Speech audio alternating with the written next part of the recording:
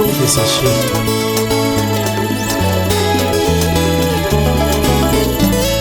Même dans la vallée de l'ombre de la mort, je ne peux naza mikuwa ekauka ezanga mosuni ye bato bamoni pamba yolobaki na Ezekiel loba lila bamoko mikuwa nde kolata mosuni. Chers spectateurs, chers internautes, chers frères et sœurs, bonjour. Je suis dans la joie de vous retrouver dans notre émission préférée, Positivement Vôtre, sur votre chaîne préférée, Seb TV. Je suis votre sœur positive. Nous recevons pour vous aujourd'hui un disciple de Christ qui nous vient de loin, qui nous vient d'Afrique. Ce n'est autre que le disciple Paul David Olangui. Ne bougez pas, c'est maintenant. Frère Paul David, bonjour. Bonjour. Je suis dans la joie de vous recevoir dans notre émission Positivement Vôtre. C'est une joie pour nous de vous recevoir dans cette émission. Vous venez de loin, vous venez d'Afrique et vous avez choisi l'émission Positivement Vôtre pour faire donc votre grande tournée. Vous avez écrit un livre. Oui, j'ai écrit un livre, ça fait depuis 2006 que j'ai commencé ce livre. Et là, en 2015, je l'ai pratiquement terminé. Et c'est un livre qui m'a été inspiré par le Seigneur pour recadrer un peu l'Église. Et le message de l'Église. Parce qu'aujourd'hui, il y a trop de confusion dans l'Église. Et le résultat de cette confusion, la mission suprême qui nous a été donnée, la plus grande commission qui nous a été donnée, nous ne l'abordons plus. Donc nous aurons le temps d'en discuter, d'entrer dans les détails dans le sujet. D'accord, très bien.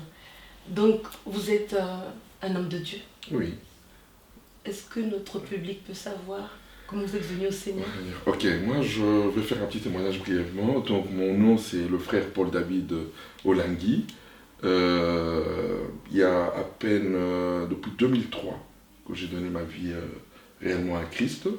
Je venais, étant jeune, j'ai fait beaucoup de dégâts dans ma vie. Notamment je volais dans les banques, j'ai fait de la prison en France. Pendant que mes parents étaient des grands serviteurs de Dieu dans le monde. Moi j'étais pratiquement un voyou, si on peut dire. Mais connu d'avance, avant la fondation du monde, par notre Seigneur Jésus-Christ. Parce que le parcours de tout le monde sur terre, Dieu n'est pas surpris au ciel. C'est tel qu'il a voulu que notre parcours de notre vie soit ainsi, pour sa gloire future. Comme il dit dans Romains 11 au chapitre 32, car Dieu a renfermé tous les hommes dans la désobéissance. Car Dieu a renfermé tous les hommes dans la désobéissance afin de faire miséricorde à tous. Le seul moyen que Dieu avait trouvé pour que les hommes le connaissent, ça passait par la désobéissance. Pour connaître son amour, sa miséricorde et son pardon. Voilà. Donc c'est un peu. Et quand depuis quelques années, j'ai un appel pressant pour ramener les hommes au fondement de notre foi. Car l'Église a perdu le fondement de la foi.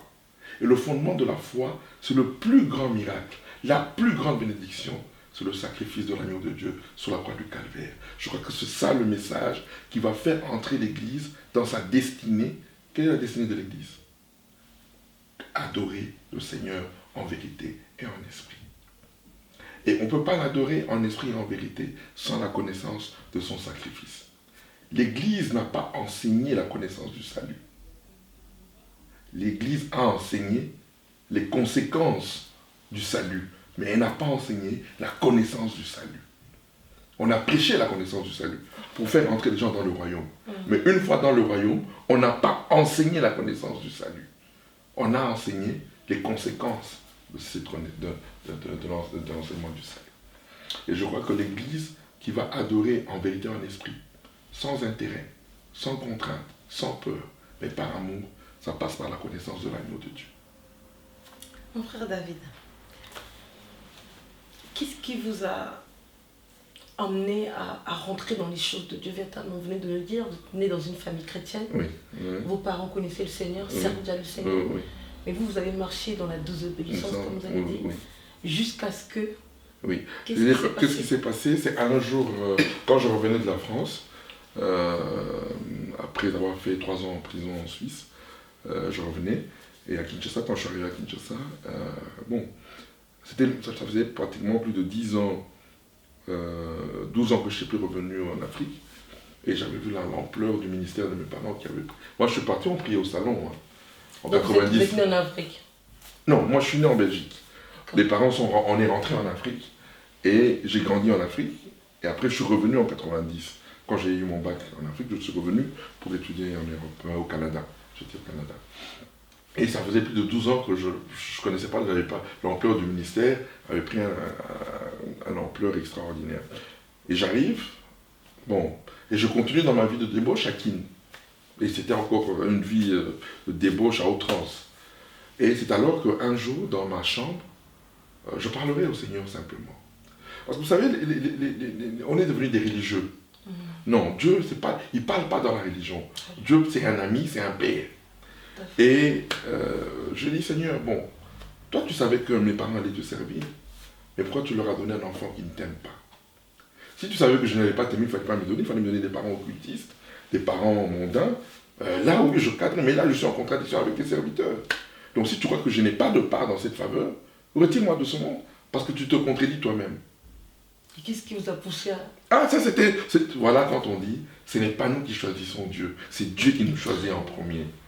Aujourd'hui, c'est un peu comme si les hommes sont devenus des femmes qui draguent des hommes. C'est l'homme qui drague la femme.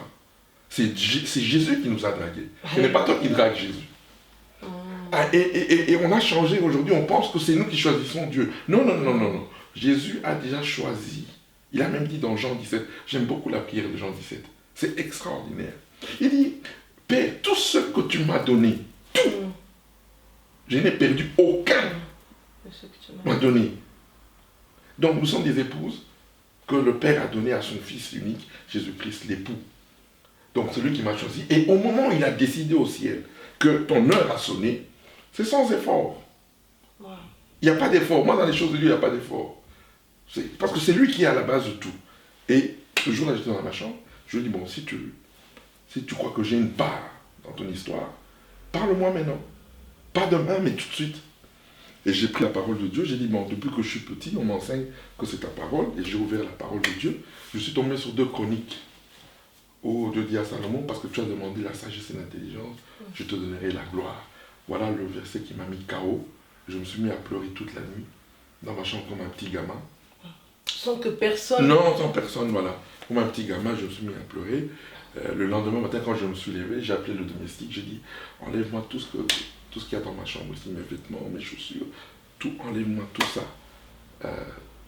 Et tout ça, les parents n'étaient pas au courant? Non, non, ils n'étaient pas au courant, ils n'étaient pas au courant. Et c'est ainsi que j'ai commencé maintenant, la chose de Dieu, à comprendre les Écritures. Alors, le Seigneur m'a amené à me dire que, voilà toute la difficulté qu'on a aujourd'hui dans l'Église. Quand les gens se convertissent aujourd'hui, ils ne se convertissent pas avec la connaissance du Christ. Mais ils se convertissent avec la Pentecôte du leader, ou le charisme, ou la révélation du leader. Parce que le leader, ce qu'il reçoit, il ne conduit pas les enfants à la connaissance du Christ. Voilà pourquoi il y a toute la division que tu vois dans l'Église. Parce que chacun parle de ce que le leader a reçu, mais ça n'amène pas les gens à la connaissance du Fils, qui est la connaissance absolue. Alléluia. Voilà toute la pagaille qu'il y a dans l'Église aujourd'hui. Voilà pourquoi avant, dans les années 80, on était fiers de dire « je suis frère et sœur en Christ ». Mais aujourd'hui, on te dit « je suis de Coutino, je suis de Maman Olangui, je suis de ceci ». C'est plus ça. Mais nous, à l'époque, dans les encore avant de quitter le Congo, en 80, c'était « ah, je suis frère et sœur en Christ ». Parce que c'était ça notre référence. Tous un en Jésus-Christ. Parce que le fondement de la foi, c'était la connaissance du Fils. Mais aujourd'hui, c'est la connaissance du leader, de sa Pentecôte, qui est vraie, qui sont des vérités. Vous comprenez? Mais des vérités qui doivent dépendre du fondement de la foi. On dit toujours quand chacun reçoit une partie. Mais quand tu enlèves un bras, tu le mets par terre, le bras se meurt. Le bras doit toujours être rattaché au corps. Et aujourd'hui, beaucoup de serviteurs de Dieu ont fait de leur particularité le fondement de la foi de leur communauté, de leurs églises, de leur ministère. Et voilà toute la pagaille que nous avons dans l'église aujourd'hui. Les gens s'attellent plus à connaître la vision de leur leader que de connaître Christ, l'auteur de la vision. Donc, alléluia. Ok. Voilà. Donc je crois que... Mais c'était voulu par Dieu. Parce que quand vous regardez l'histoire de l'église, depuis la réforme, cette année nous fêtons les 500e anniversaire de la réforme protestante de Martin Luther. Cette année, 2017. C'est 10 fois 50 ans. Donc c'est un grand jubilé. Donc il y a une nouvelle connaissance que Dieu, une grande puissance que Dieu va déployer à partir de cette année. Vous avez remarqué que tout celui qui a eu une particularité, une vérité donnée de Dieu, en a fait la vérité absolue de Dieu. Dieu l'a voulu ainsi. Parce que nous arrivons maintenant au moment où pratiquement toutes les vérités ont été données. Mais maintenant, je commence par l'Église catholique. On a souvent beaucoup, nous les protestants, évangéliques, charismatiques, on a souvent critiqué l'Église catholique. Mais toutes les erreurs de l'Église catholique, est-ce que nous, le mouvement charismatique, nous ne les commettons pas? Jadis, on a injurié que non, l'Église catholique vendait les indulgences. Et nous, aujourd'hui, ce n'est pas nous qui vendons le plus d'indulgences, le mouvement charismatique. Nos pasteurs, aujourd'hui, là, c'est nous qui vendons le plus, on vend la grâce. Nous n'amenons pas les gens à donner à Dieu par amour et par reconnaissance, mais nous leur demandons toujours de donner à Dieu par intérêt, par contrainte des fois, et par peur même de foi.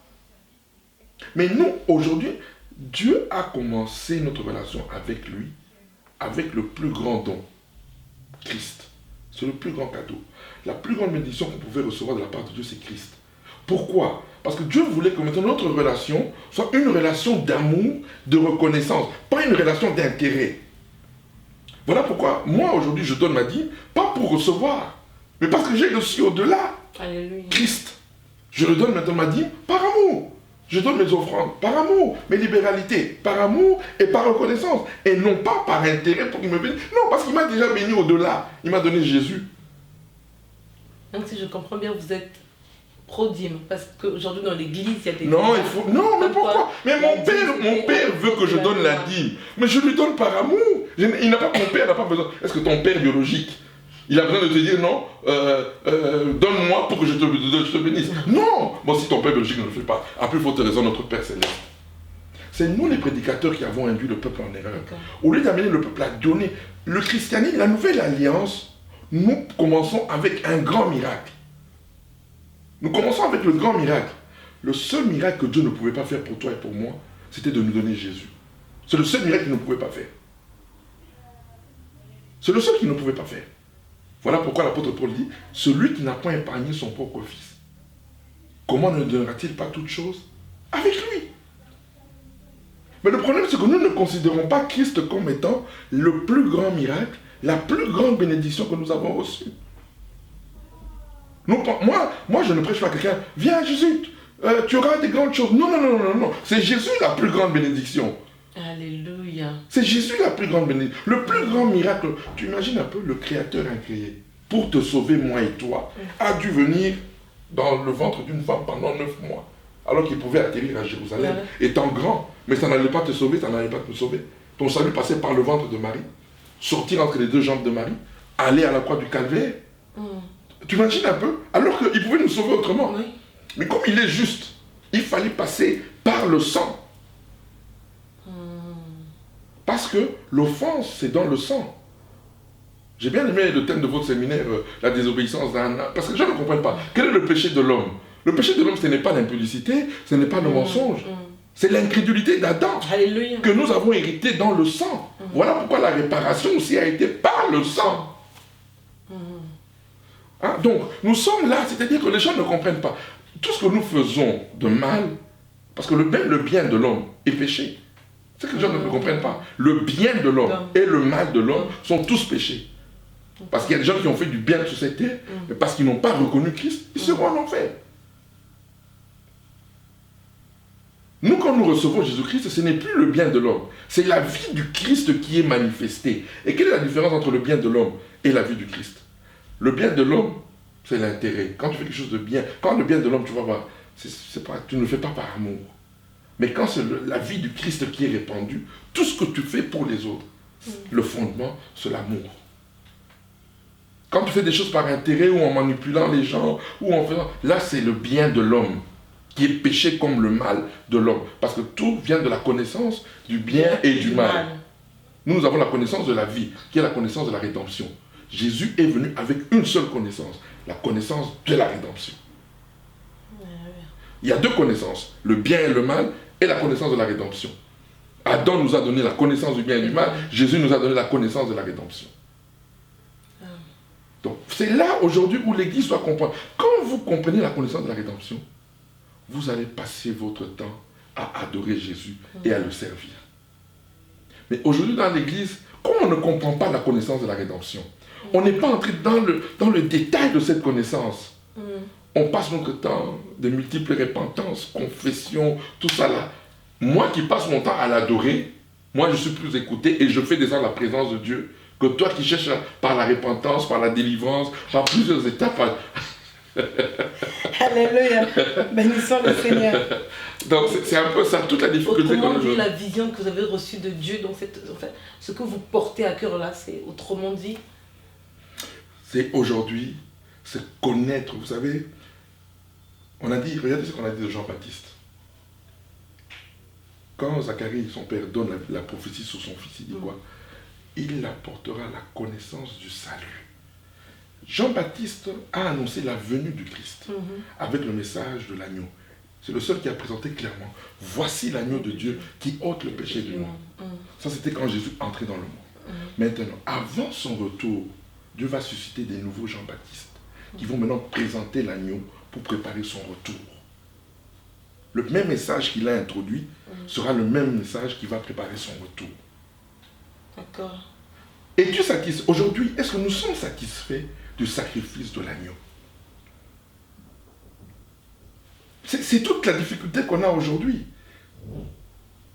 C'est parce que l'Église est insatisfaite de ce sacrifice que maintenant nous avons fait plusieurs doctrines, plusieurs dogmes, plusieurs méthodes, systèmes et tout ça pour que... Non, si réellement, lui il a été satisfait. La preuve, quand il est revenu à la vie, il n'a pas dit, bon, vous allez vous enfermer quelque part, vous allez commencer à faire des repentances tous les jours, vous allez commencer à faire ceci, cela tous les jours. Il n'a pas dit ça. Qu'est-ce qu'il a dit? Il a dit, allez, faites, j'ai tout fait. Ce que Dieu vous demandait de faire pour lui, moi je l'ai fait pour vous.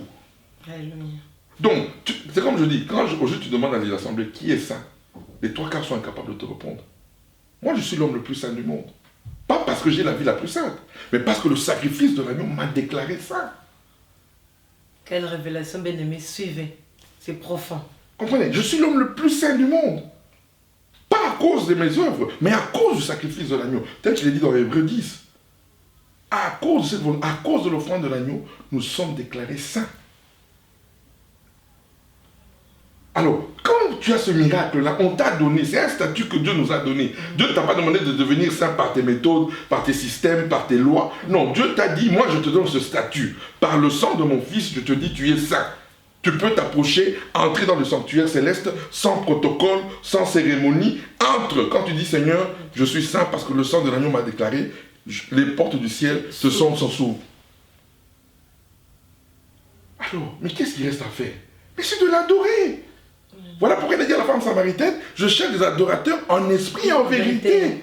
Il n'a pas dit je cherche des pleureuses, je cherche des... Bien-aimé, c'est profond, nous sommes en train de rentrer dans les eaux profondes, bien-aimé, suivez.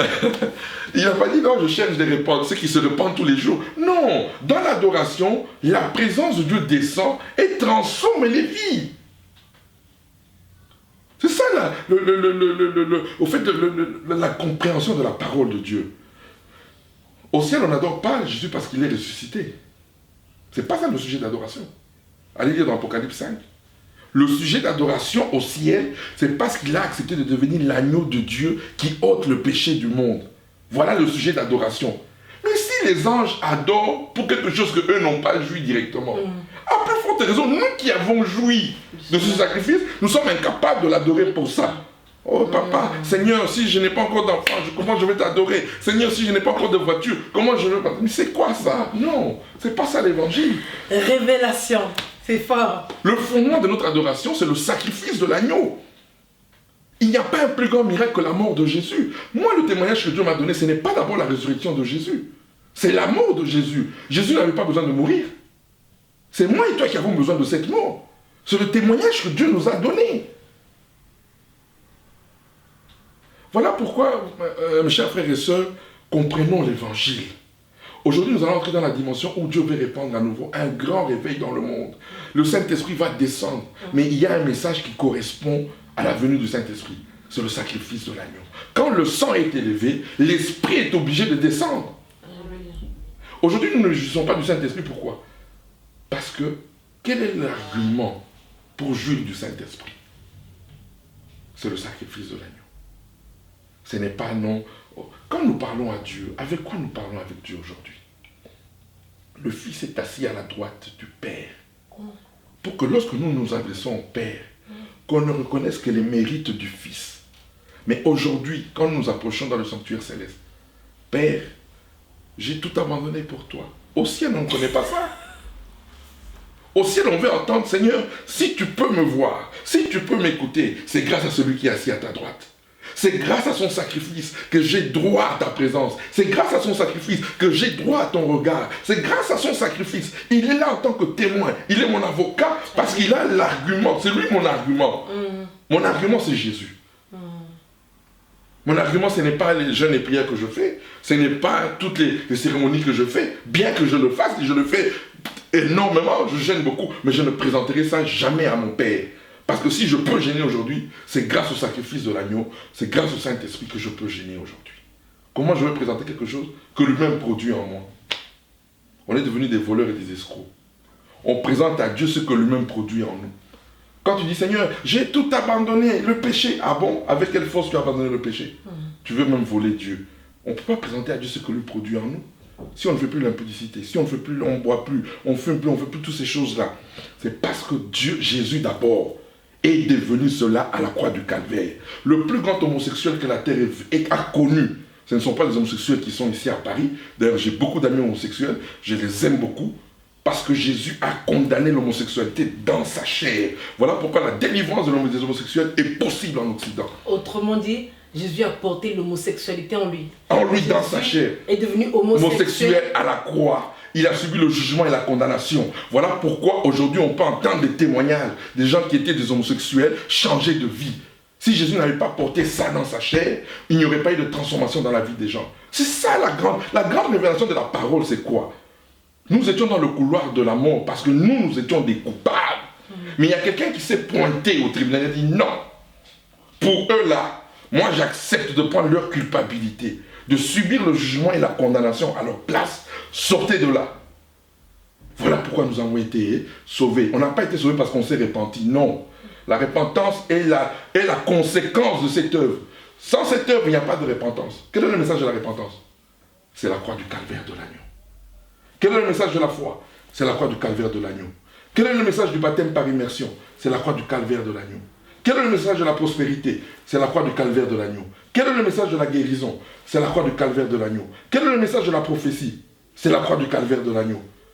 Toutes les connaissances ont pour origine la croix du calvaire de l'agneau de Dieu. Voilà le message qui a amené l'Occident là où il est. Quand Martin Luther s'est élevé contre l'Église catholique en disant « Ce n'est pas par les œuvres que les hommes sont sauvés, mais c'est par la grâce. » C'est ça qui a fait trembler Rome. Voilà pourquoi l'Allemagne domine toujours l'Europe. Parce que c'est eux qui ont amené la grande lumière de la parole de Dieu. Et la France, aujourd'hui, nous allons amener la lumière. Moi, je suis convaincu que l'Afrique francophone, Dieu nous a choisis pour amener la lumière de la parole en Occident.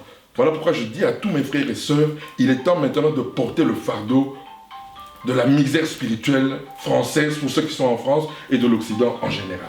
Chers frères et sœurs, nous sommes toujours dans votre émission Positivement Vôtre. Pour vous qui venez de nous rejoindre en ce moment, nous sommes dans une émission puissante. Nous sommes avec l'homme de Dieu, le frère Paul David Olingui, qui est en train de nous faire des révélations surprenantes et qui a aussi emmené un livre que nous allons vous présenter tout à l'heure. Maintenant, tout de suite, nous allons commencer par des questions sur l'actualité.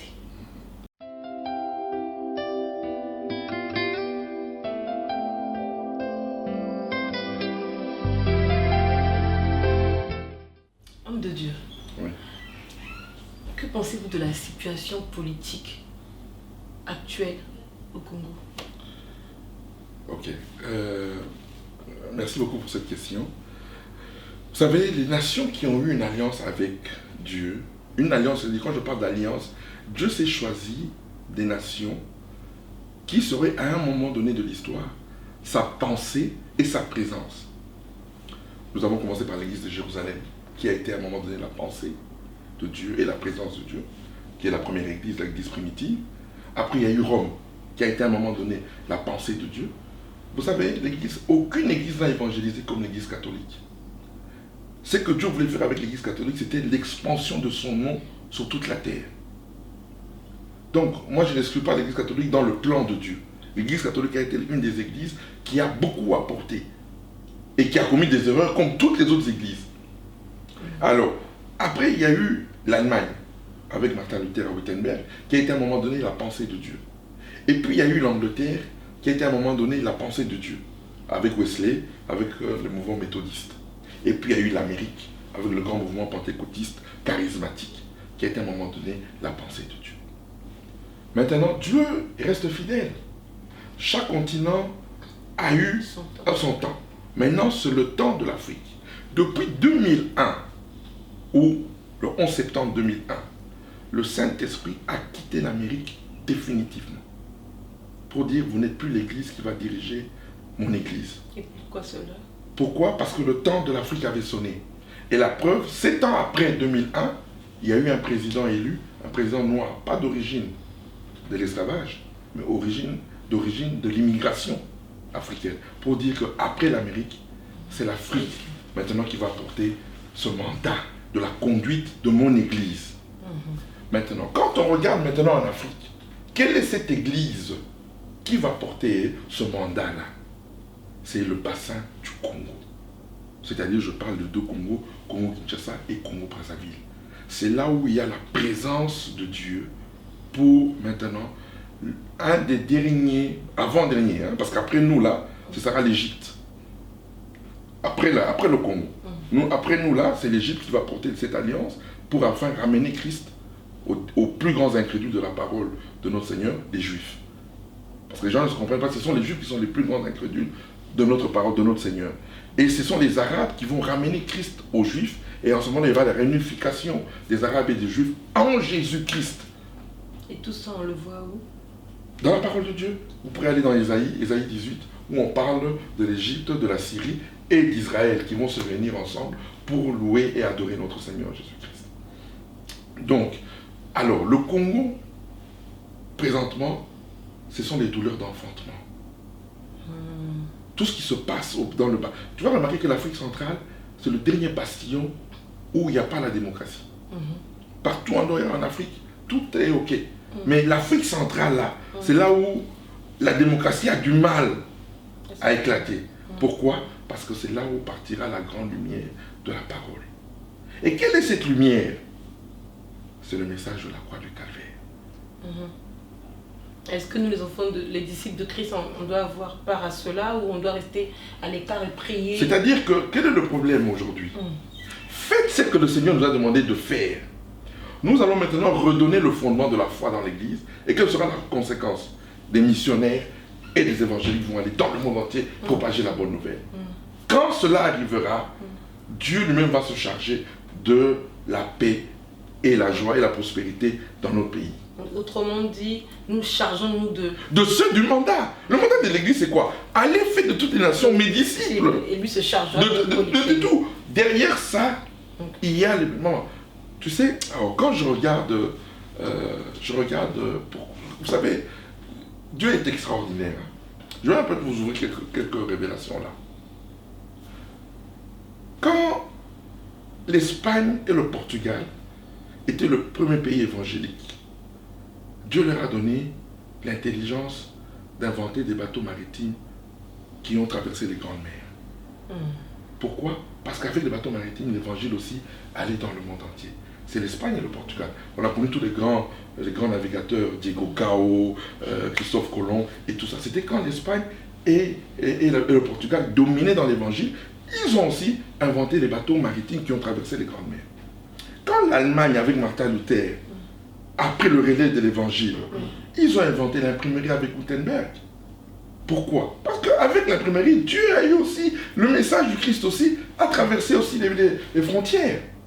Quand l'Angleterre a pris le relais, les chemins de fer, ils ont invité les chemins de fer. Alors la grande nation depuis 100 ans qui a évangélisé le monde, l'Amérique, qu'est-ce qu'on n'a pas connu là-bas? L'aviation. Pratiquement toutes les grandes découvertes, la télévision, les satellites, tout ce que tu veux là. Parce que derrière le moyen de communication, il y a Dieu, c'est le plus grand gagnant, ce n'est pas le diable. Il fallait mettre 4 mois pour aller évangéliser l'Afrique. Aujourd'hui, en 9 heures, je quitte l'Afrique pour aller aux États-Unis, grâce aux avions. Donc c'est Dieu qui est gagnant avec tous les moyens de communication. C'est-à-dire que quand l'Afrique se décidera à aller évangéliser... Mais déjà, Dieu nous a bénis. Nous avons Véron Mankou, qui est le premier à avoir inventé la tablette africaine. Mais ce sont des signes qui ne trompent pas. C'est un Congolais qui a inventé la première tablette. Vous êtes au courant, j'espère. Il y a des téléspectateurs qui a inventé la première tablette africaine. Véron Mankou, qui est de Congo-Brazzaville. Donc c'est pas un hasard. C'est pour dire que, voilà, quand vous voyez une invention de moyens de communication quelque part, sachez qu'il y a le dépôt de la parole de Dieu. J'ai donné l'exemple de la Corée du Sud, qui n'a pas un Samsung aujourd'hui. Parce que la Corée du Sud est le premier pays évangélique au monde aujourd'hui. Les premiers martyrs de l'évangile du 21e siècle sont 13 étudiants coréens qui ont été abattus en Afghanistan. Mais comment voulez-vous que Dieu ne bénisse pas la Corée du Sud? La Corée du Sud est un petit pays. Aujourd'hui, Samsung est le téléphone le plus vendu dans le monde. Le téléviseur aussi le plus vendu dans le monde, c'est LG Samsung. Alors que nous, à l'époque, il y a 20 ans, c'était Sony, c'était Toshiba, c'était Philips, regarde toutes les marques européennes. On n'en veut plus. Alors qu'à l'époque, c'est eux qui dominaient. Même japonaises. Alors que le Japon a colonisé la Corée. Mais aujourd'hui, la Corée est devant le Japon. Dieu honore ce qu'il honore. Nous avons commencé, c'est ça que je suis en train de dire à mes frères et sœurs. Maintenant, portez le fardeau de la misère spirituelle en Occident. C'est vous qui retardez le développement chez nous en Afrique parce que vous ne voulez pas annoncer l'évangile à ceux qui en ont besoin. Nous, on a déjà l'évangile. Ce n'est pas le problème de vous chercher à manger, vous cherchez des voitures, commencez d'abord à évangéliser. Et Dieu va nous... Tout ça là, Dieu, c'est... Maman, je te dis toujours là, est-ce que tu es déjà allé au marché acheter le surplus? Le surplus? Oui, quand tu vas au marché, tu achètes pour 100 € de bananes. Qu'est-ce que la dame l'a fait après? Si elle est contente, elle te rajoute là-dessus. Maintenant, vous venez à l'église pour le surplus. Non, alors on ne l'a pas acheté. Comprenez? Donc maintenant, aujourd'hui, c'est ça. Allons faire des dominations des disciples. Pasteur, réunissez vos membres dans vos églises. Priez. C'est nous qui avons la solution. L'homosexualité, c'est nous qui avons la clé. C'est pas, on ne concorde pas les lois au Parlement pour résoudre le problème spirituel. L'homosexualité, c'est un problème spirituel. Et nous avons la clé. Et la clé, c'est l'amour. Pas la haine. Moi, tous ceux qui prêchent la haine contre les homosexuels, je dis, je suis désolé pour vous. Vous n'allez pas résoudre le problème. C'est l'amour. Moi, j'aime les homosexuels. J'ai l'homosexualité, mais je aime les homosexuels. Il faut les approcher. Dans votre église des homosexuels? Oui, qui viennent. Quand la parole va sortir, la parole va les changer. Alléluia. On a eu l'exemple, maman. Si moi je suis plus saint que Jésus, je ne le crois pas. Mais maman, il y a un monsieur, un escroc, un voleur des impôts. Il était sur l'arbre là. Jésus passait. Je lui dis, descends Zachée, je veux entrer chez toi aujourd'hui. Alléluia. Oh. Mais c'est le fait que Jésus est entré chez Zachée. Les gens murmuraient. C'était un escroc, c'était un voleur des impôts. Et tout ça. Jésus a dit, je vais manger chez toi aujourd'hui. Mais qu'est-ce qui s'est passé après? Le fait que Jésus soit entré, sans qu'il dise à Zachée, répands-toi, Zachée lui-même, de lui-même, il a tout redonné, tout ce qu'il avait volé, pillé à la société. Il faut, c'est l'amour inconditionnel du Christ qui change les hommes. Il ne faut pas dire à quelqu'un, non, convertis-toi, Dieu va t'aimer. Non, non, non, lui il nous a aimés alors qu'on était encore des pécheurs. Mais nous, on veut d'abord que la personne se convertisse pour lui parler de l'amour. Non, la puissance qui libère, la puissance qui transforme, c'est la connaissance de l'amour de notre Seigneur. Un amour inconditionnel. Tu imagines un peu, l'ancêtre de Jésus, tu imagines un peu quand les deux espions sont entrés à Jéricho. Est-ce que Rahab, là, la prostituée, il n'y avait pas quelqu'un de meilleur qu'elle, là? Pourquoi il fallait que ce soit cette prostituée-là qui sauve les deux espions? Parce qu'au ciel, la généalogie de Jésus devait passer par Rahab. C'était déjà décidé au ciel. Rahab, c'est l'ancêtre de Jésus.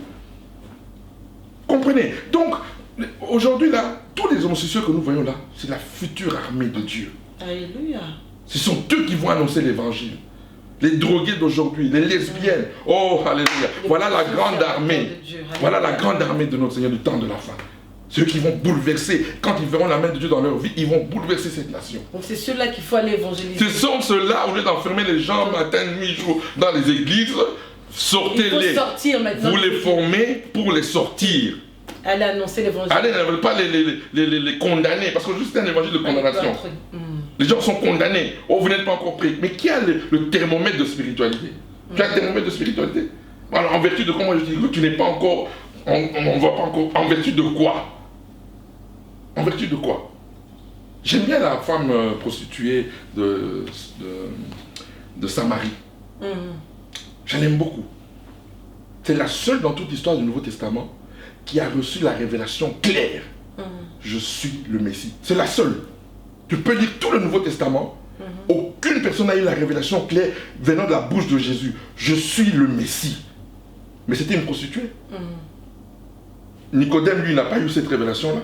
Lui, on l'a amené, il faut naître de nouveau, tout ça, on l'a amené en... Il voulait être docteur, Jésus a été docteur avec lui. Mais avec la femme samaritaine, Jésus a été le sauveur. Alléluia. La femme lui dit, mais on nous a parlé. Il dit, Jésus lui a révélé. Oui, effectivement, tu n'as pas de mari parce que tu as 5 maris. Ah, c'est pas lui qui devait venir, le Christ comme ça. Tout de suite, je suis le Messie. Quand tu as rencontré le sauveur, la seule chose que tu peux faire, c'est aller annoncer le sauveur. Et la dame, à la minute même là, elle a tout laissé, elle est allée dans le village, annoncer, j'ai rencontré quelqu'un. On dit, allons le voir. Maintenant, quand ils ont écouté le sauveur, ils n'ont plus dit à la fin, non, pas parce que tu nous as dit, mais maintenant nous l'avons entendu. Voilà toute la difficulté aujourd'hui avec les expériences que nous avons données. Mon expérience ne peut pas devenir le fondement de la foi d'une personne. Mon expérience doit conduire la personne à Christ. Alléluia. Afin que lui aussi ait aussi une expérience à lui avec Christ. Mais aujourd'hui, maintenant, on veut que la foi des gens dépende de notre expérience. Je donne un exemple. J'ai un problème, par exemple, d'impudicité dans l'église. Je me mets à prier. Le Seigneur me dit, va demander pardon à ta femme. Je demande pardon à ma femme. L'esprit d'impudicité quitte mon corps. Maintenant, j'en fais une doctrine. Vous voulez que l'esprit d'impudicité quitte votre vie? Allez demander pardon à vos femmes. Non. Ça, c'est ton expérience. C'est ton remède que tu as eu. Qu'est-ce que tu as fait pour ça? Tu es allé voir Jésus. Conduisons les gens à Jésus. Chacun aura son réma, chacun aura sa révélation. Alléluia. C'est fort. Aujourd'hui, l'Église a besoin d'entrer dans la profondeur de la connaissance du Fils. Il est bon. Tu sais, quand tu as la connaissance du Fils, tu ne passes ton temps qu'à adorer. Tu ne pleures plus, tu ne t'inquiètes plus, mais tu passes ton temps à l'adorer. Voilà pourquoi je donne toujours 2 exemples dans la Bible de 2 prisonniers. Jean-Baptiste. La Bible déclare, personne n'a présenté Jésus comme Jean-Baptiste. C'est le seul qui a présenté Jésus. Mais quand on l'a arrêté, il a dit à ses disciples, allez lui demander si c'est... Oh, toi qui l'as présenté comme personne n'a présenté, maintenant que tu es en difficulté, tu envoies des gens aller lui demander si c'est lui qui devait venir. Dieu n'aime pas l'incrédulité. Dieu n'aime pas l'incrédulité. Et il a été décapité. Mais regarde Paul et Silas, enchaînés dans la prison des prisons. Silas, c'est le moment de louer, c'est le moment d'adorer.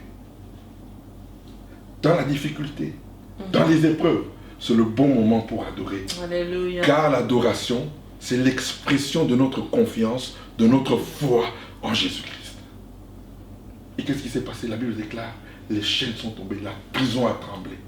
L'adoration, c'est là où Dieu siège. Alléluia. Si l'Église peut comprendre que Dieu a voulu nous donner le plus grand miracle au commencement pour que nous soyons des adorateurs, pour qu'on n'attende pas la manifestation. Parce que nous, aujourd'hui, on veut d'abord voir pour l'adorer. Oui. Mais voir, ce n'est pas l'accomplissement. L'accomplissement, c'est en Jésus-Christ. L'homme n'est pas le théâtre de l'accomplissement. Voilà pourquoi il ne faut pas lire. Les gens qui disent l'Ancien Testament sans la révélation du Fils, ce sont eux qui ont tué l'Église.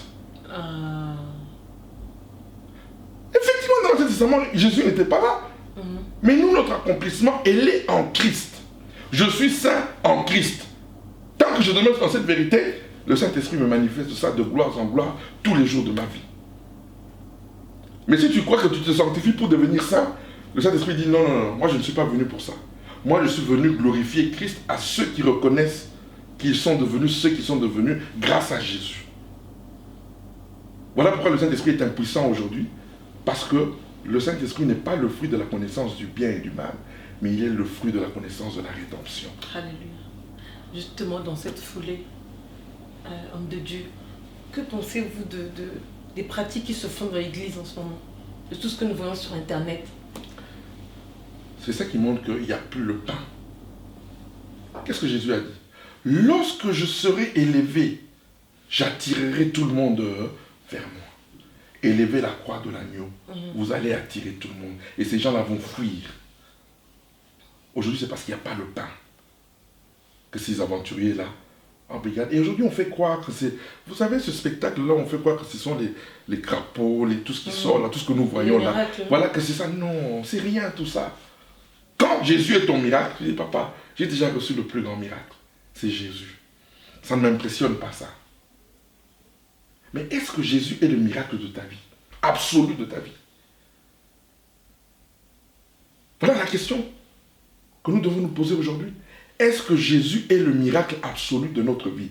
Est-ce que Jésus est la bénédiction absolue de notre vie? Parce que tout prédicateur, au fait, on est prédicateur et enseignant pour divulguer cette vérité-là, afin que la foi des enfants se repose sur ça. Alléluia.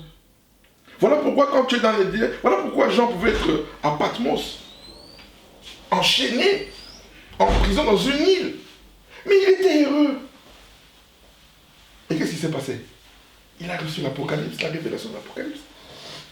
Maman, tous les 12 ont échoué. Tu vois, le problème c'est quoi? Les extrêmes. Nous sommes allés à l'extrême comme les catholiques. Les catholiques ont dit que non, ce sont les pauvres.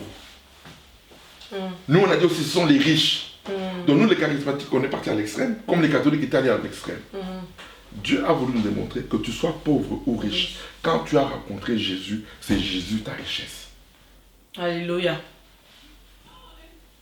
Pauvre ou riche. Et Dieu a voulu démontrer aussi qu'il bénissait aussi matériellement et financièrement. Parce que les gens ont voulu nous dire non, que Dieu est avec les pauvres. Non, ce qui est faux. Mais non, eux aussi disent oh, Dieu c'est seulement avec les riches. Ça aussi c'est faux. La preuve, les 12 apôtres ont tous terminé comme des ratés leur vie. Ils ont terminé leur vie comme des pauvres. Mais qui a la puissance de Paul? Qui a la puissance de Pierre? Aujourd'hui, là, dans tous les qui se disent serviteurs de Dieu. Donc Dieu n'est ni avec les pauvres ni avec les riches, il est avec les... Ceux qui ont considéré Jésus comme la richesse de leur vie. Alléluia. Et tous ces gens-là qui ont considéré Jésus comme la richesse de leur vie n'ont manqué de rien sur cette terre. Alléluia. Homme de Dieu, justement, quel est le message clé que vous voulez dispenser, que vous voulez donner au peuple de Dieu? C'est à vous. Chers amis, nous sommes au moment où nous devons comprendre qu'il y a un nouveau cycle. Dieu veut répandre une effusion du Saint-Esprit qui n'a jamais répandu depuis l'Église primitive. Soyez attentifs. Voilà pourquoi, à l'Église, je demande à tous les leaders, qui a raison aujourd'hui? Chacun avec sa doctrine a dit qu'il avait raison. Mais nous avons vu des erreurs partout. Donc c'est que quelque part, si nous tous nous avons des erreurs, c'est qu'il doit y avoir une vérité absolue quelque part. Et je crois qu'il est grand temps maintenant de dispenser au peuple de Dieu cette vérité absolue qui est la croix du calvaire de l'agneau de Dieu. C'est l'ensemble de toutes les vérités apostoliques. C'est le sacrifice de la sainteté de Jésus-Christ sur la croix du calvaire. C'est la sensibilité du Père. Le Père ne sera jamais injuste envers Jésus. Si le Père doit nous considérer à travers vos doctrines, c'est qu'il a menti à Jésus et il a escroqué Jésus. Ce qui est impossible. Parce qu'il a dit à Jésus, pour les problèmes de tes frères et de tes sœurs, c'est ton sacrifice que j'exige. C'est la vérité absolue du christianisme, c'est la vérité absolue de l'Église. Il est grand temps maintenant d'entrer en profondeur. Il y a des révélations cachées dans la connaissance de la rédemption. Toute la pensée de Dieu est dans cette œuvre-là. Toute la puissance de Dieu est dans cette œuvre-là. Toute l'intelligence de Dieu est dans cette œuvre-là. Toute la sagesse de Dieu est dans cette œuvre-là. Tout ce dont vous désirez de la part de Dieu, elle est dans le sacrifice de l'agneau de Dieu. Voilà pourquoi, quand il y a un deuil chez nous en Afrique, même les frères et les sœurs qui ne se parlaient pas, quand il y a un corps qui est exposé, nous nous retrouvons tous autour de ce corps. Voilà pourquoi la croix du calvaire de l'agneau de Dieu est le seul endroit où catholiques, protestants, charismatiques, indépendants, tous ceux qui ont pour fondement de foi Christ, nous nous retrouvons tous à la croix du calvaire de l'agneau de Dieu. Voilà le message qui va maintenant faire descendre l'onction des derniers temps. C'est alors que nous allons revoir les nouveaux pôles qui vont aller à l'hôpital Saint-Peltrière à Paris, ressusciter les morts, guérir les malades, sans effort, pas en poussant les gens. Non, juste avec un mot. Levez-vous au nom de Jésus, sans crier, sans de l'acrobatie, parce qu'on aura le mandat pour faire cela. Voilà pourquoi il est grand temps maintenant, c'est nous qui avons la clé pour la paix. En ce temps de désolation, partout dans le monde, en ce temps de chaos, c'est là où Dieu fait toujours quelque chose de nouveau. La Bible déclare, au commencement, la terre était informe, vide, chaotique, et c'est là où Dieu a commencé à parler. Aujourd'hui, le monde est dans un moment chaotique, désolation sur désolation. C'est au moment où Dieu veut encore faire quelque chose de nouveau. Soyez attentifs, chers leaders, pasteurs, apôtres, évangélistes, docteurs. Rassemblez le peuple de Dieu, non pas pour les enfermer dans des théories humaines, mais pour les exposer la vérité de la connaissance du salut. Et vous verrez comment les gens vont adorer librement, vont servir Dieu librement, vont donner à Dieu tout ce qu'ils ont librement, sans contrainte, mais par amour. L'amour, c'est l'expression. Dieu n'a pas donné Jésus parce qu'il avait un intérêt. Il a donné Jésus par amour. Car Dieu a tant aimé le monde qu'il nous a donné Jésus-Christ. Tout ce que nous pouvons faire pour lui, si l'amour n'est pas le fondement, tout ce que nous faisons là est zéro. Voilà pourquoi ce livre, Christ crucifié, la faveur absolue de l'Afrique, est un livre qui vous parle de cette œuvre grandiose. Vous savez, cette œuvre-là, on n'aura que l'éternité. Ce sera le seul sujet d'histoire. Le seul sujet d'adoration dans l'éternité, ce sera la croix du calvaire de l'agneau de Dieu. Voilà pourquoi l'Église de la fin de temps va ramener le peuple de Dieu à sa terre promise et sainte. Comme Israël, nous sommes éparpillés depuis 2000 ans dans différentes institutions, doctrines, révélations, charismes, leaders. L'Église s'est éparpillée comme Israël. Et 2000 ans après, Israël se retrouvait en Israël, la terre promise et sainte. Et nous aussi, 2000 ans, 70 ans après Israël, c'est en 1947 que le mouvement du retour a commencé. Nous aussi, 2017, 70 ans après, le mouvement du retour vers notre terre sainte et promise a sonné. Et notre terre sainte et promise, c'est la croix du calvaire de l'agneau de Dieu. C'est là où nous sommes plus saints que jamais, c'est à la croix. La plus grande promesse, depuis qu'Adam avait chuté, c'était la croix du calvaire. C'est la plus grande promesse qui a été faite à l'homme. C'est le plus grand lieu saint de l'homme. C'est la croix du calvaire de l'agneau de Dieu. Voilà pourquoi l'Église, du commencement, du début, de la fin, va ramener la croix du calvaire comme fondement de la foi. Nous allons, vous savez, l'Occident, au début quand ils sont allés faire les croisades, on appelait les croisés, ils sont allés faire des croisades. Oui, mais cette fois-ci, l'Église de la fin des temps fera des croisades avec les deux plus grandes armes, le sang de l'agneau et le Saint-Esprit. C'est avec ça que nous allons conquérir le monde.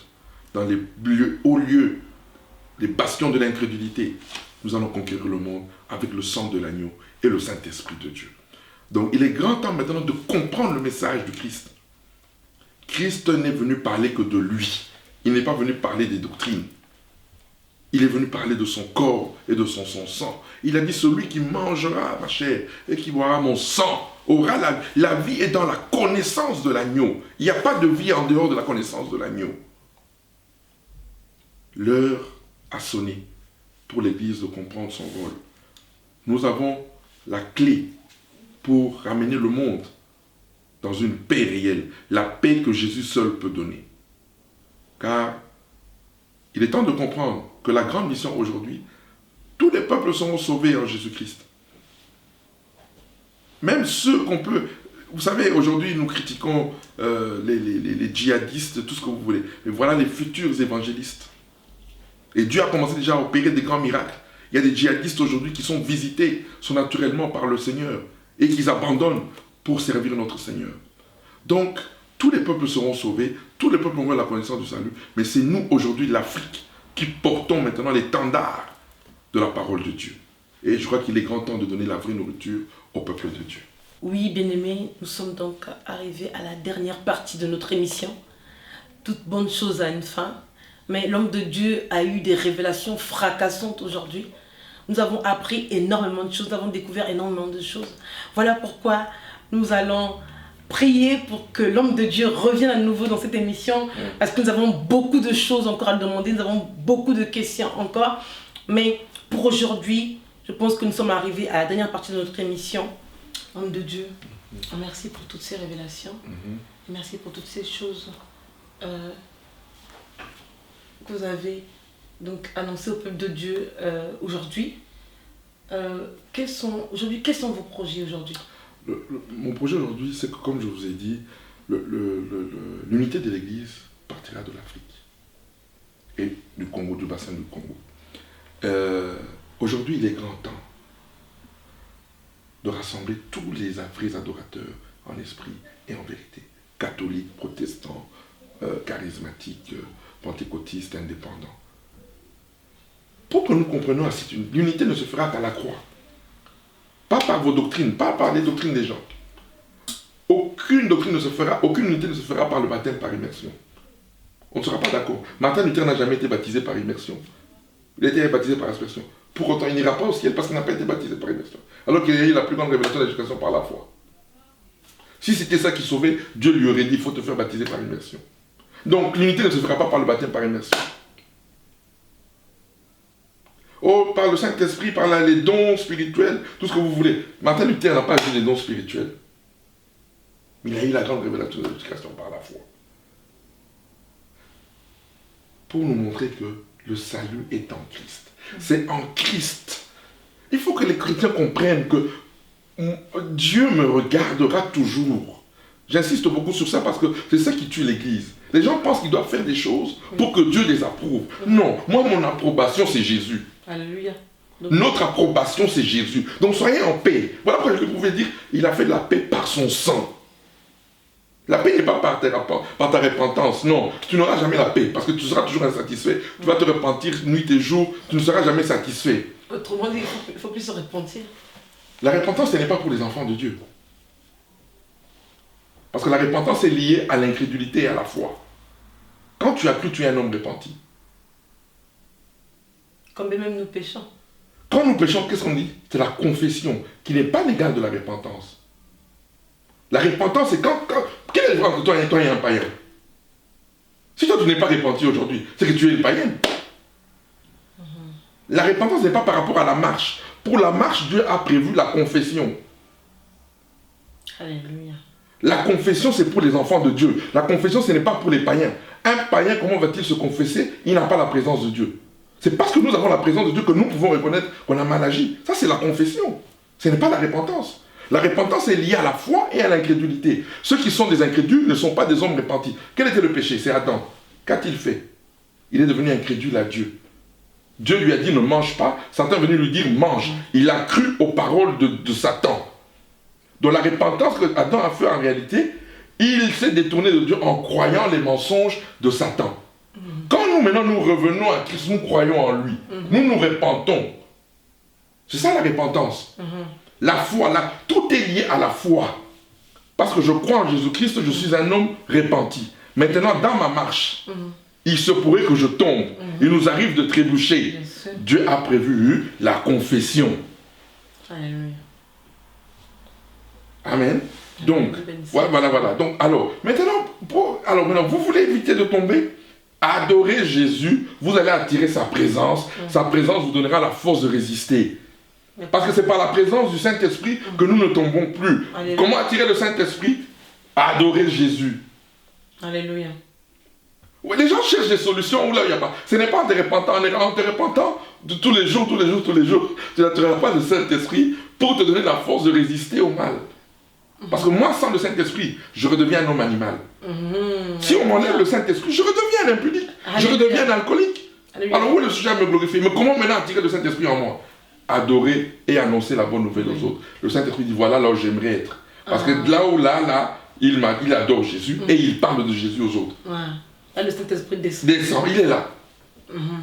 Bénissons le Seigneur. Et donc aujourd'hui... Donc aujourd'hui, c'est l'unité de la connaissance du Fils. Et nous allons organiser dans les jours à venir, notamment en été, des grandes pastorales où nous allons inviter pratiquement nous allons visiter toute l'Europe. Moi, je suis là pour l'unité. Je suis membre du combat spirituel. Je travaille au ministère du combat spirituel, mais je suis un membre du corps du Christ. Alléluia. Je suis un membre du corps du Christ. Et personne n'a le monopole du salut. Le salut est en Christ. Tout celui qui est en Christ a le salut. Aucune église n'a le monopole du salut. Aucune église n'a le monopole ou une institution chrétienne. Nous tous, dans ce cas, celui qui dit qu'il a le monopole, j'espère que le jour où nous serons à la maison, vous serez les seuls à être dans la maison, nous irons en enfer.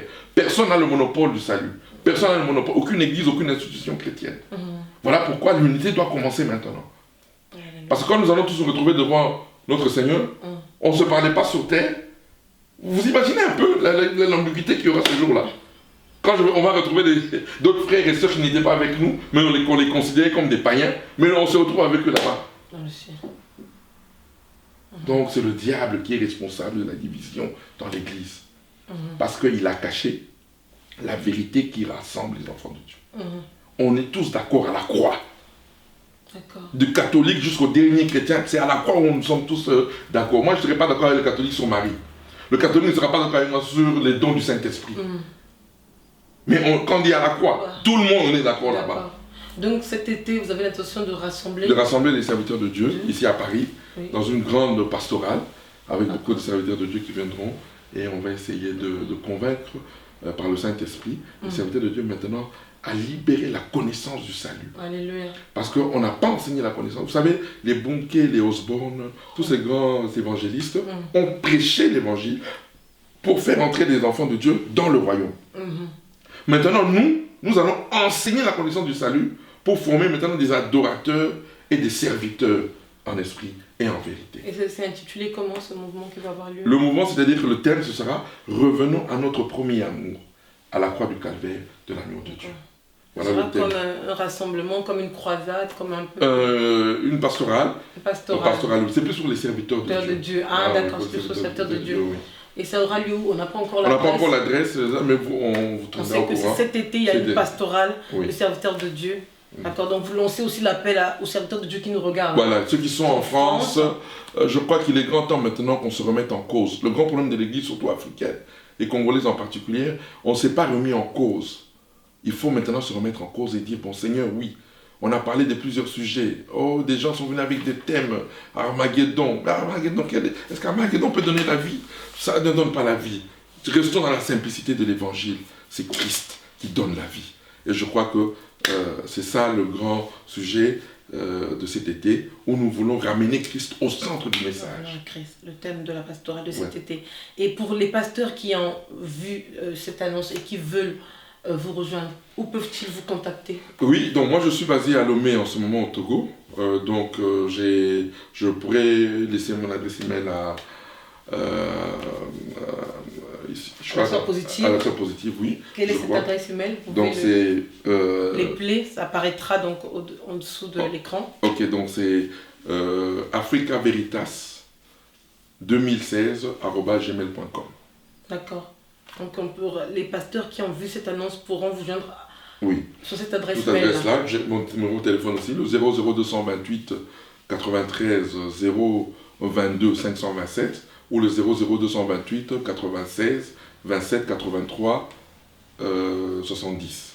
D'accord. Et pour le livre également? Pour le livre, au moment de la pastorale, que le livre sera mis en vente, oui. Pendant la grande, que le livre sera aussi dédicacé aussi. Et on peut le trouver sur Internet? Non, pour le moment, non. On attend la grande pastorale, la grande conférence. C'est en ce moment-là, on passera le livre aussi. Donc, bien-aimés, vous tous qui nous suivez, chers spectateurs, vous qui voyez ce livre et qui voulez vous le procurer, donc le livre est intitulé Christ crucifié, la faveur absolue de la... Christ crucifié, excusez-moi. La faveur absolue de l'Afrique. Donc, d'accord, ce livre, vous pourrez vous le procurer cet été à la pastorale qui aura lieu en France. Pour l'instant, nous n'avons pas encore l'adresse exacte, mais l'adresse exacte nous sera communiquée ultérieurement. Ok, merci. Merci, homme de Dieu. Et donc, quel est le mot de la fin? Le mot de la fin, Jésus-Christ revient bientôt. Mais avant qu'il ne revienne bientôt, il montrera son équité envers tout le monde. Voilà pourquoi l'Afrique, aujourd'hui, devient sa pensée. L'Afrique devient la pensée de la parole de Dieu. L'Afrique devient le haut lieu de la présence de Dieu sur cette terre. Afin, Dieu va démontrer que par lui, l'Afrique sera la première puissance évangélique, spirituelle, économique du monde. Comme il a fait avec les autres nations qui ont apporté l'évangile. Il sera équitable envers tout le monde. Nous tous, nous avons été déchus à Éden. Pourquoi nous avons été les plus médiocres que les autres? Pourquoi on a été les pires des hommes? Pourquoi le noir a été le pire? Parce que la grâce aussi allait surabonder sur l'Afrique. Alléluia. Voilà pourquoi toute la déchéance de l'Afrique préfigurait toute la grande gloire de l'Afrique. L'Afrique ne sera pas... La gloire de l'Afrique, aucun homme ne participera à cette gloire. C'est Dieu lui-même qui va glorifier l'Afrique. Et je vais terminer pour dire ceci. Si on ramène aujourd'hui un Anglais qui a vécu au XVIe siècle, XVIIe siècle, on le ramène à la vie aujourd'hui, on lui dit, monsieur, c'est l'Amérique du Nord qui est la première personne, il va t'injurier. Il va dire, connaissant la racaille qu'on a envoyée en Amérique, l'Amérique ne peut pas être la première puissance du monde. Mais la racaille est partie avec Jésus, et Jésus a rendu ce pays grand. Et exactement avec l'Afrique. Nous sommes là où les ténèbres ont régné, là où il y a eu des choses abominables en Afrique. Mais c'est là aussi Dieu aussi va se glorifier, afin de démontrer qu'il est Dieu. Donc, Africains, gardez espoir. Alléluia. Nous avons aujourd'hui... Africains, réveillez-vous. Voilà. Africains, wake up. Le temps de l'Afrique est arrivé. Voilà. Alléluia. Merci, homme de Dieu. Nous vous remercions d'être venus ici en France, à Possiblement Vôtre, pour nous parler de toutes ces révélations que vous avez eues de la part du Seigneur, cette vision que vous avez eue. Nous espérons vous revoir. Bientôt, oui, je serai de retour à Paris et on sera ensemble. Que le Seigneur vous bénisse abondamment. La France m'a beaucoup béni. J'ai fait beaucoup du mal à cette nation. J'ai volé cette nation. J'ai escroqué cette nation. Je dois beaucoup à la France et aujourd'hui, je lui ramène l'évangile de vérité afin que la France maintenant reprenne. Et vous savez, Dieu avait sauté la France, c'est pas pour rien. De l'Allemagne, il est allé en Angleterre. Il a laissé la France. Parce qu'à l'époque, quand Martin Luther est sorti, il y a Jean Calvin aussi qui était là. Maintenant, Dieu va honorer Jean Calvin.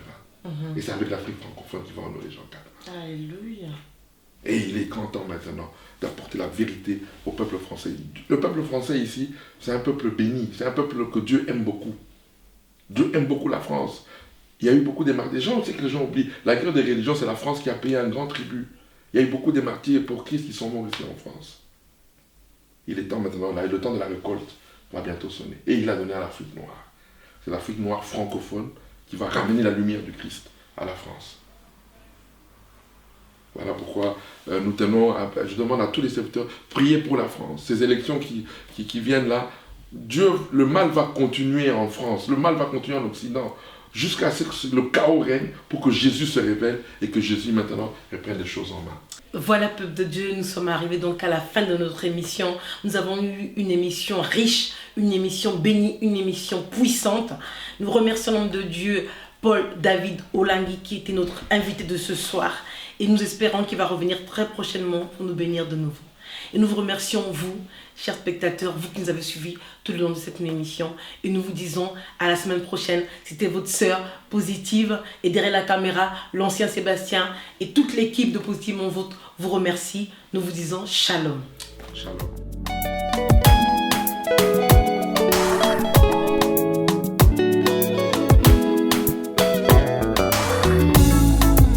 monene na likolo mawa pasio elelo ezalaki kuna na likolo elelo ezalaki omboka na papa bazalaki koluka nani akofungola buku na libeko mwanzelu agangaki na mongongo makasio nanyo akoki okofungola obuku na bomoyo